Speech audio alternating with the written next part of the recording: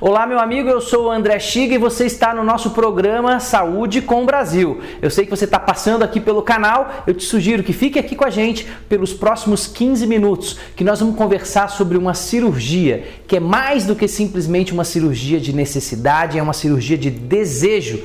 É uma cirurgia que está hoje no topo dos desejos das pessoas, dos sonhos de consumo. Estou falando das cirurgias plásticas. E o nosso convidado de hoje é o incrível Dr. Caio Costa, que é cirurgião plástico no Rio de Janeiro, mas também opera em São Paulo e é titulado pela Sociedade Brasileira de Cirurgia Plástica. Caio, é uma honra ter você aqui com a gente e eu já quero começar com uma dúvida que eu tenho certeza que as nossas amigas de casa têm para te fazer. A lipoaspiração é uma cirurgia que evoluiu muito em relação à técnica? Ainda é uma cirurgia que se faz muito no Brasil? Como é que funciona isso? Doutor André Chiga, é um grande prazer estar aqui falando com você, a honra é toda minha. Aliás, eu estou lhe devendo uma visita aí no seu hospital, prometo que esse ano eu vou lhe visitar. Bom, André, voltando aqui a falar sobre lipoaspiração, é sempre muito confortável para a gente, porque está dentro do nosso círculo de competência, é um procedimento que a gente realiza muito, né? E de fato é um procedimento muito solicitado, tanto no Brasil quanto nos Estados Unidos, que são os dois países que mais realizam cirurgias plásticas no mundo, né? E disputa com a prótese de mama. Esses dois procedimentos estão sempre lá no ranking.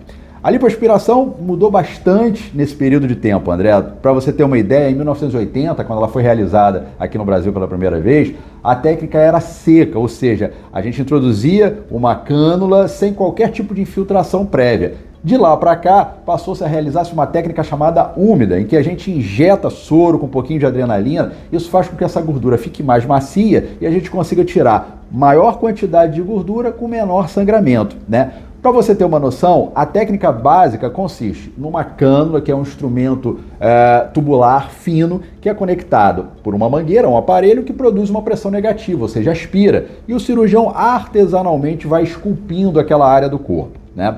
De lá para cá, uma série de tecnologias foram inseridas. Uma delas, importante, é a técnica vibratória, que é através do vibrolipoaspirador. É um aparelho que produz pequenos movimentos de vai e vem na extremidade da cânula, que permite que o cirurgião tenha maior precisão e consiga fazer uma cirurgia com menor sangramento ainda e com resultados mais precisos. Da mesma forma como tem o laser, da mesma forma como tem a lipoultrassônica, enfim, são todas tecnologias que vêm agregar e tornar a cirurgia mais eficaz e mais segura. Agora, se eu sei que é um sonho de muitas pessoas fazer a tal lipoaspiração, você pode contar um pouquinho pra gente, Caio, sobre os riscos e as complicações de fazer a lipoaspiração? André, complicações, como você bem entende, são inerentes a qualquer procedimento cirúrgico. Infelizmente, não existe um procedimento cirúrgico que a gente possa dizer que é isento completamente de complicações e com a lipoaspiração não é diferente.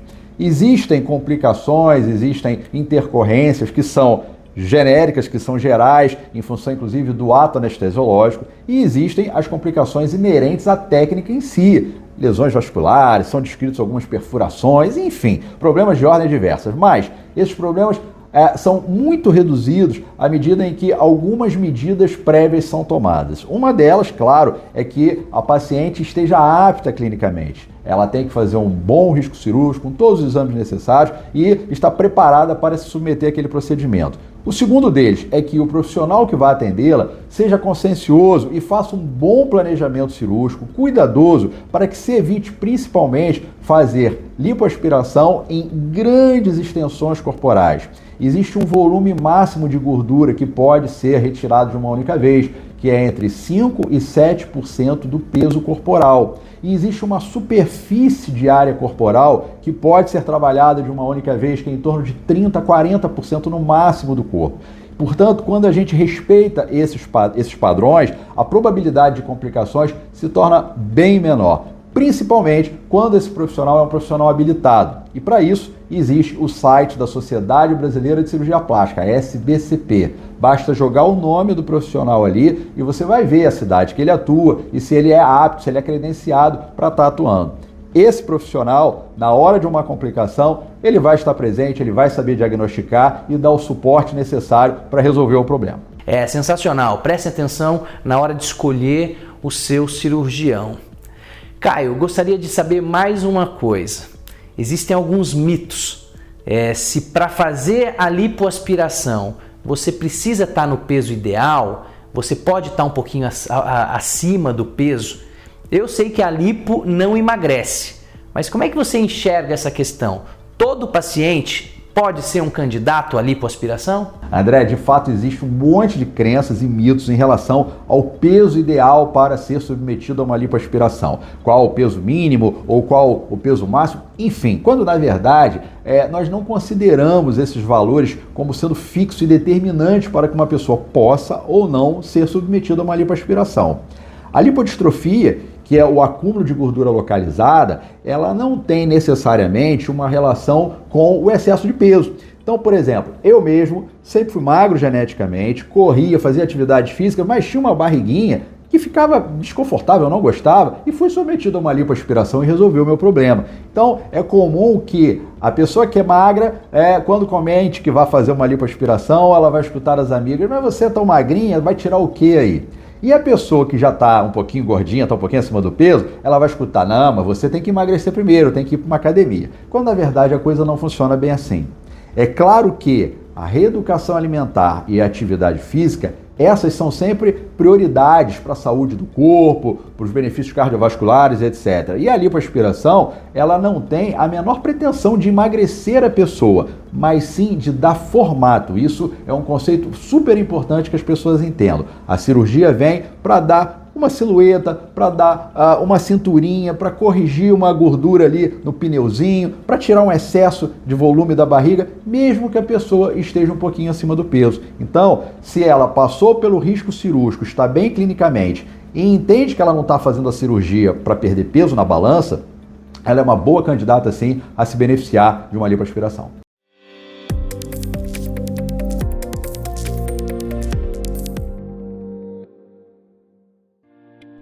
A ANADEM, Sociedade Brasileira de Direito Médico e Bioética, é uma sociedade civil instituída nos moldes do artigo 53 do Código Civil Brasileiro, combinado com o inciso 17 do artigo 5º da Constituição Federal.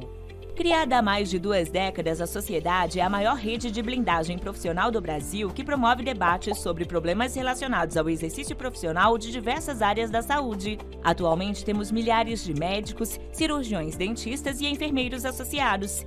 Todos eles contam com o Fundap, Fundo Prestamista de Defesa Profissional, a maior rede de proteção e defesa profissional médica e odontológica do Brasil. O sistema oferece segurança, proteção jurídica e patrimonial, além de gestão do risco da atividade médica e hospitalar. Temos uma ampla rede de escritórios de advocacia credenciados e especializados em direito médico e odontológico. E também oferecemos uma apólice coletiva com cobertura de até R$500 mil anual. Saiba mais em nosso site www.anadem.org.br. As decisões que você toma para seu filho hoje são para a vida toda. Escolas, cursos, atividades e até os profissionais de saúde que vão cuidar do desenvolvimento dele. Por falar em saúde, você pode proporcionar acesso a tratamentos cada vez mais eficazes, fazendo uma escolha agora: armazenar as células-tronco dele, um tesouro precioso guardado dentro do dente de leite. Se você guardou as células-tronco do cordão umbilical do seu filho, guarde também as do dente de leite. E se não guardou, você não pode perder essa oportunidade. Agora é a hora de tomar a decisão certa. Conheça a R-Crio e saiba mais sobre este ato de amor que dura a vida toda. Acesse www.r-crio.com.